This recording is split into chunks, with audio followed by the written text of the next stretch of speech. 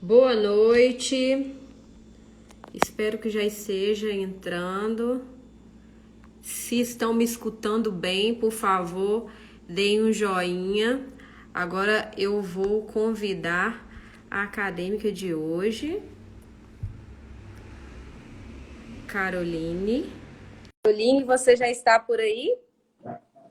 Boa noite, pessoal, vamos chegando. Olá, Oi, Caroline, boa noite. boa noite. Vamos começar agora bem em cima da hora. Acho que o pessoal está chegando aos poucos. E sejam bem-vindos a mais uma segunda-feira com um pouco de neuro, né? Hoje nós não teremos o Dr. Bruno. Infelizmente, ele está na cirurgia e não vai poder participar hoje da live.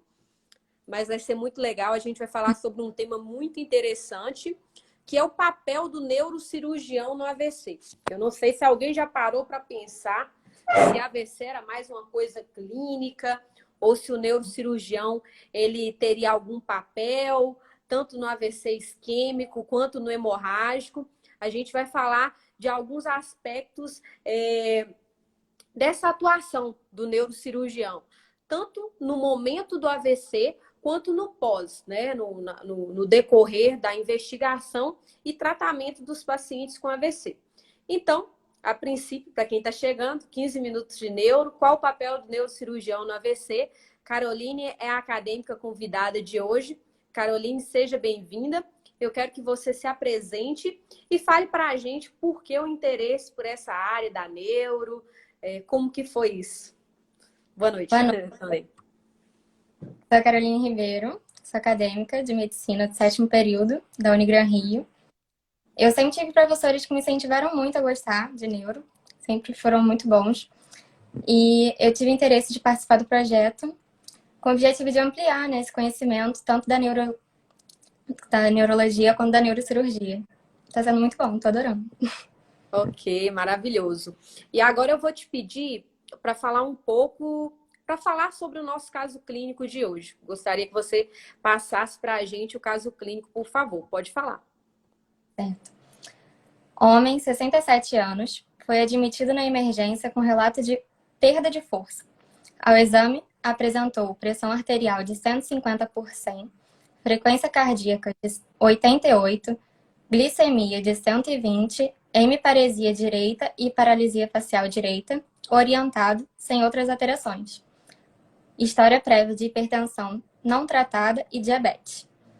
Realizou tomografia de crânio, apresentou hipotensidade em território de artéria cerebral média esquerda. Paciente evoluiu com perda de fala, que é a afasia, e rebaixamento do nível de consciência. Repetiu a tomografia de crânio, que evidenciou edema e desvio da linha média. Você acha que esse paciente precisa de uma avaliação por um neurocirurgião? Acho. Sim ou não? Acha, Sim. né? Então, a Uhum. gente vai falar o porquê da avaliação e por que necessita do neurocirurgião agora durante a live. Basicamente, nós falaremos um pouco, só vamos definir um pouco os termos. O que é AVC isquêmico, o que é AVC hemorrágico. AVC isquêmico é quando ocorre uma obstrução de um vaso, entope o vaso e aí você tem uma perda de sangue ali naquela região, falta sangue e ocorre o que a gente chama de isquemia.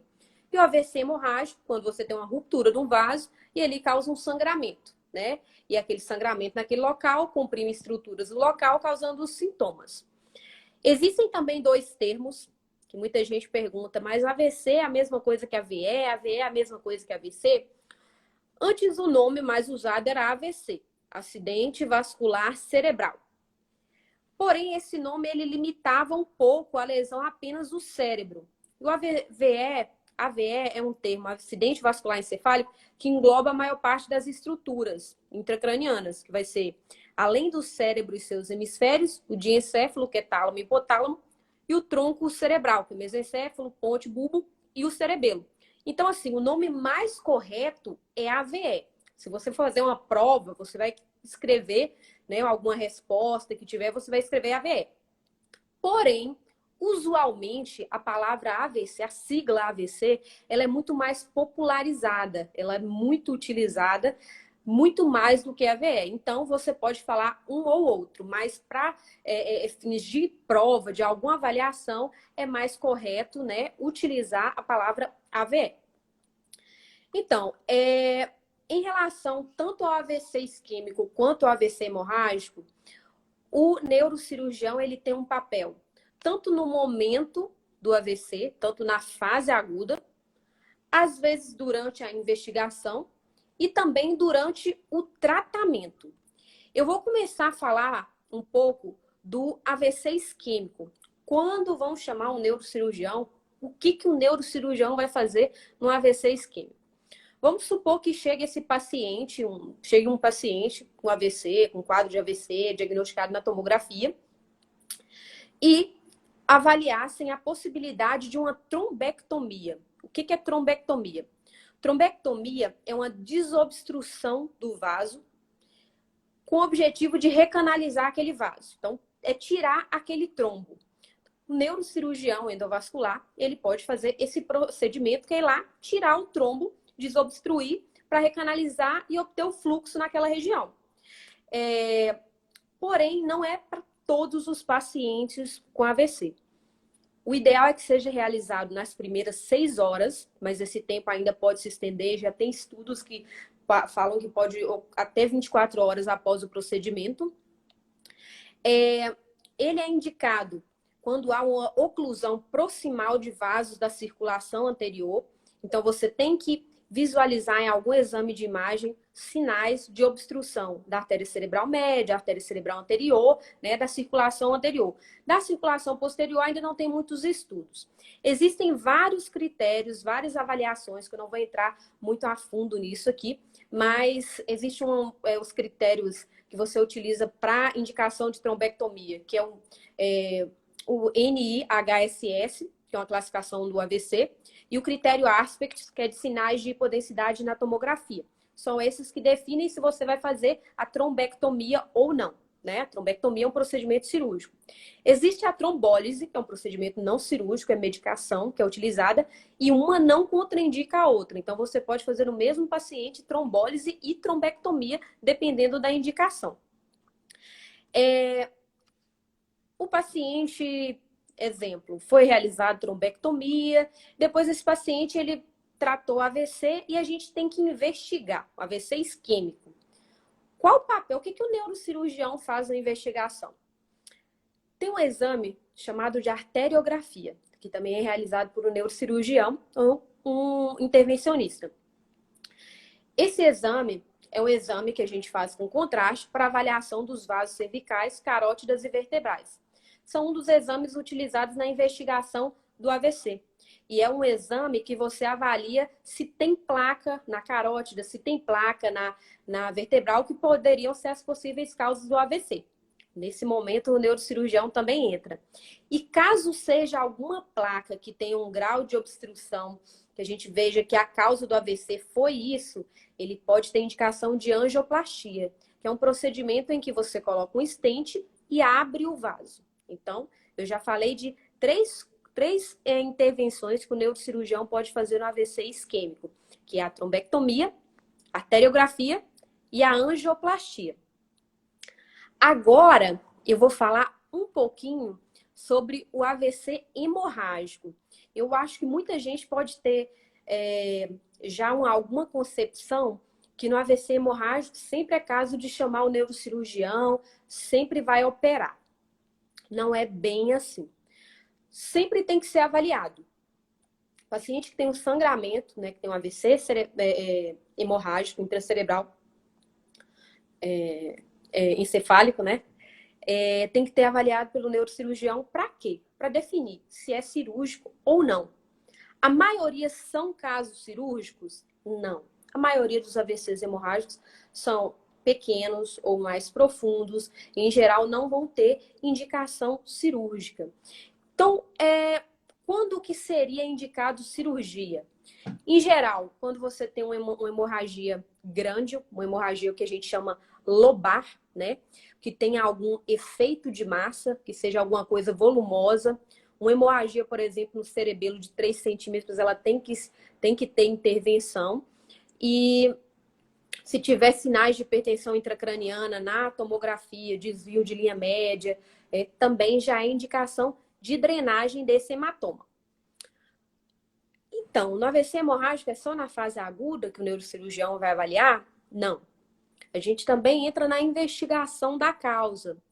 Por exemplo, se esse paciente, a gente suspeitar que aquele sangramento possa ser uma malformação arteriovenosa, que é a MAVE, a gente também pode indicar a arteriografia, que também para a investigação da causa. Então, não só na fase aguda, mas também na investigação. E aí agora? Acabou o papel do neurocirurgião, não tem mais nada para o neurocirurgião fazer pelo paciente pós-AVC. Tem uma coisa que pode acontecer, tanto no AVC isquêmico, quanto no AVC hemorrágico, que é o paciente desenvolver um sintoma chamado espasticidade. O que é isso? É um distúrbio motor, onde ocorre aumento do tônus muscular. Não sei se vocês já viram pacientes com AVC que fica com o braço assim, que você não consegue, né? Não consegue fazer extensão do braço, não consegue movimentar aquela articulação por causa desse fenômeno que é a espasticidade, que pode ocorrer em até 30% dos pacientes pós-AVC. O paciente com espasticidade, ele pode ter um tratamento que seja só medicamentoso, uma das medicações mais utilizadas é o baclofeno, ou procedimentos cirúrgicos. Os procedimentos cirúrgicos são um conjunto da neurocirurgia e também tem procedimentos da ortopedia. A ortopedia, ela faz osteotomias, ela pode fazer tipo, cortar o tendão para melhorar aquela articulação e dar mais mobilidade. E da neurocirurgia, o que a gente faz? Existem alguns procedimentos. Uma é a injeção de toxina botulínica para o tratamento da espasticidade. Outro é a risotomia dorsal seletiva, como se você fizesse uma lesão de raízes nervosas, que também vai melhorar e tratar a espasticidade.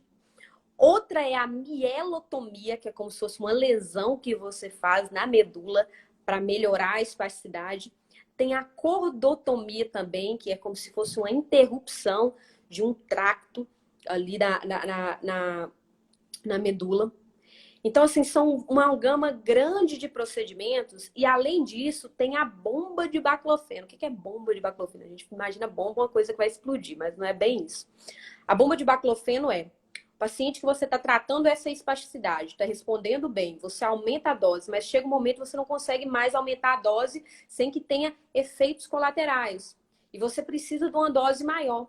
E você pode utilizar, nesse caso, a bomba de baclofeno, que é nada mais que um recipiente que você coloca no paciente, onde você deixa a medicação, e essa medicação é ligada a um catéter que vai jogar essa medicação lá na medula. E aí vai ter você vai poder usar bem mais medicação, você vai poder ter um controle melhor da medicação. E esse também é um dos tratamentos para a espasticidade. Então, eu acho que eu falei muitos procedimentos que podem ser realizados pelo neurocirurgião na AVC. Boa parte desses procedimentos, acredito que vocês não conheciam e não saberiam também que tem um papel tão grande e pode fazer muitas coisas para o paciente que tem AVC. O objetivo nosso bate-papo de hoje é falar que o paciente que tem AVC não é só, tem AVC, acabou, não tem o que fazer. Hoje em dia, existem muitos procedimentos para melhorar a qualidade de vida, para melhorar as chances do paciente que tem AVC. Um deles é a trombectomia. Pode ter um sucesso de 55% até 80%, né? Além disso, a arteriografia que a gente faz para diagnosticar uma obstrução de carótida, você faz uma angioplastia, você previne o AVC no futuro nesse paciente. O tratamento da espasticidade melhora a mobilidade do paciente, ajuda a fisioterapia, ajuda os cuidadores do paciente que tem sequela.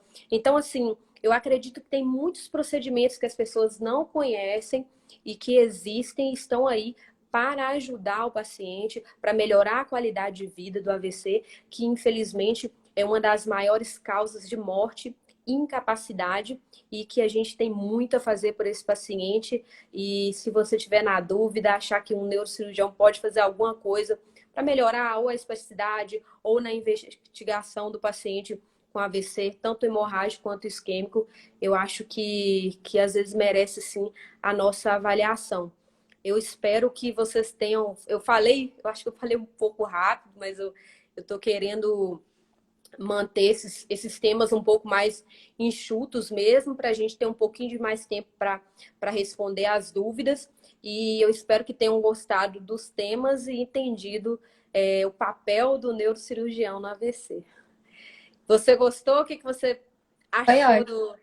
achou do tema? Achou que o neurocirurgião faria esse tanto de coisa pelo paciente com AVC? O que você achou, Caroline? Eu não sabia que fazia tanta coisa. É muita coisa mesmo. Tem algumas dúvidas que surgiram já antes da live, que a gente gostaria de falar também, que eu achei que foram coisas super pertinentes, achei bem interessante as perguntas que as pessoas tiveram antes da live. E aí eu gostaria que você falasse para a gente responder, para todo mundo ficar sabendo das dúvidas que podem ser dúvidas em comum. Tá bom. Vou ler a primeira. Como é feito o treinamento do neurocirurgião em formação para o atendimento do AVC? Durante a residência, a gente tem uma parte de neurologia que a gente atende muito paciente com AVC. Dependendo do local onde você faz residência, você que faz esse primeiro contato também com o paciente com AVC. Então, assim, a gente sabe admitir, sabe avaliar, sabe indicar trombólise. Na maioria das vezes, sim. Sobre esses procedimentos que eu citei, todos, não são todos os neurocirurgiões que fazem todos. Por exemplo, os procedimentos de risotomia, mielotomia, cordotomia, bomba de baclofeno, né, esse tratamento de espasticidade que eu falei, é parte assim, mais da neurocirurgia funcional. Eu faço esse tipo de procedimento porque eu tive um acesso a um treinamento nessa área. Arteriografia também, eu tenho um treinamento nessa área. Os procedimentos de trombectomia, né, que é um procedimento mais para o neurocirurgião endovascular, que é o intervencionista, e drenagem de hematoma, essas cirurgias, eu acho que a maioria dos neurocirurgiões são bem treinados para resolver esse tipo de situação. Então, assim, não tem um treinamento específico do neurocirurgião para o AVC. Tem vários procedimentos e alguns têm mais habilidade em determinado tipo de procedimento. Certo? Qual a outra dúvida? Qual o mecanismo da marcha hemiparética?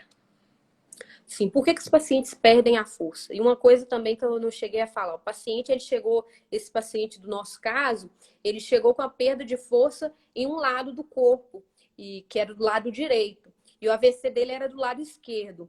O que acontece? A gente tem um cruzamento das fibras, né? Tem um local que chama pirâmide bulbar, onde você tem um cruzamento das fibras e a força do lado direito é comandada pelo cérebro do lado esquerdo.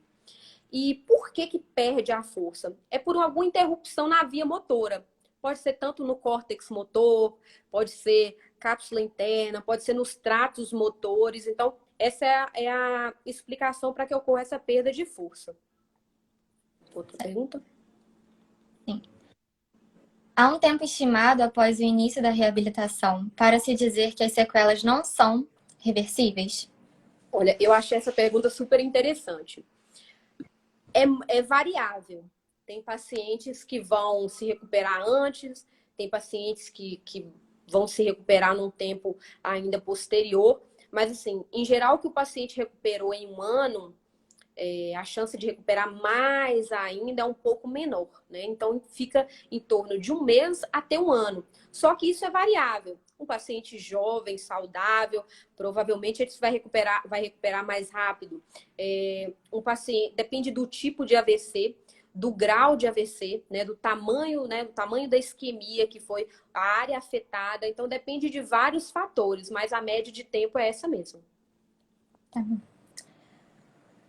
O neurocirurgião também é responsável pela conduta em caso de aneurisma cerebral ou apenas se houver ruptura do mesmo, causando AVC hemorrágico ou isquêmico? Todo o acompanhamento de um aneurisma cerebral é pelo neurocirurgião mesmo. É ele que avalia se esse paciente tem indicação ou não de cirurgia. Caso seja um paciente que não tem indicação de cirurgia, quem vai falar isso é o neurocirurgião. Então, assim, todo o acompanhamento do aneurisma cerebral é pelo neurocirurgião mesmo. Como o neurocirurgião pode contribuir na fase de recuperação do paciente que foi submetido a uma cirurgia decorrente do AVC hemorrágico ou isquêmico? Na reabilitação, eu acho que uma das coisas que a gente falou durante a live, o tratamento de espasticidade, a investigação e tratamento da causa vão estar dentro desse processo de reabilitação do paciente. Sim. Agora eu vou ler uma Tem que mais? tem uma aqui. Sempre que tiver desvio da linha média no exame de imagem, precisa intervenção cirúrgica? Depende do tamanho do desvio. Em geral, um desvio acima de meio centímetro já é indicação de cirurgia.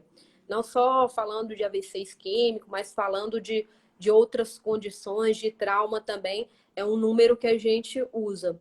Então, assim, desvio de linha média é um sinal que está tendo um efeito de massa e se você está empurrando o cérebro normal, né? Então, você está tendo aquele processo de expansão. Então, é isso que o desvio de linha média quer dizer. Então, assim, se você tiver um desvio de linha média desprezível, não, mas em geral, acima de meio centímetro já é considerado. Agora acabou. Acabaram as perguntas? Uhum. Em relação ao caso clínico que nós colocamos, tem uma imagem lá com um paciente que teve uma piora do AVC, rebaixamento do nível de consciência, fez um edema, desvio de linha média. Esse paciente também tem indicação de uma neurocirurgia. Nesse caso, é um paciente que a gente faria uma craniectomia descompressiva.